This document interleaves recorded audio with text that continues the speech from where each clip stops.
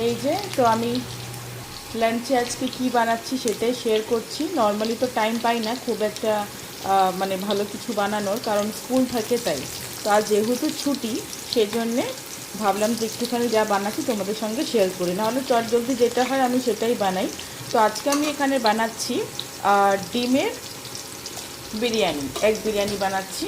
আর এই যে এখানে আমার রাইসটাও ভালোভাবে কুক হয়ে গেছে, এটা আমি বন্ধ করে দিচ্ছি। আর এইদিকে সাইডে আমি আলু ফ্রাই করছি।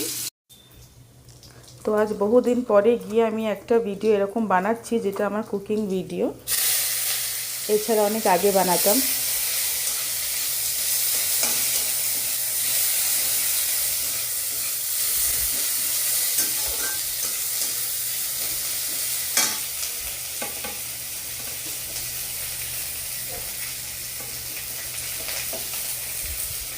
এখানে আমি 4টে ডিম দিচ্ছি, 2টো দুপুরে খাবো আর 2টো খাবো রাত্রিরে। তো এখানে সব কিছু আমার ফ্রাই হয়ে যাচ্ছে, আর এবং ওখানে ফ্রাই হচ্ছে আলু যেটা আমি দেবো।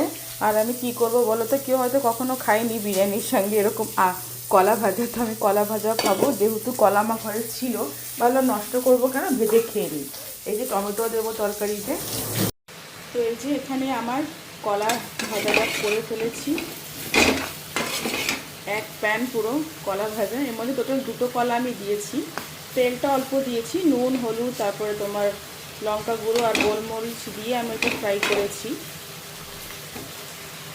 আর এখানে হয়ে গেছে আমার ডিমের কষা। ভেবেছিলাম বিরিয়ানি করতে গেছি তারপরে একটু ঘরে কাজ টাজ ছিল দেখে ভাবলাম যে না, বিরিয়ানি আর করবো না, এই ডিমের কষা থাকবে। তার সাথে এই যে বিরিয়ানির চালের নর্মাল স্টিম রাইস করেছি, আছে এখানে শসা আর পেঁয়াজ।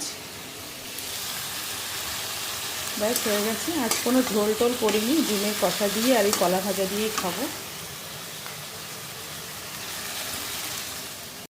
তো এই যে আমার প্লেট হয়ে গেছে ready, this is my lunch plate.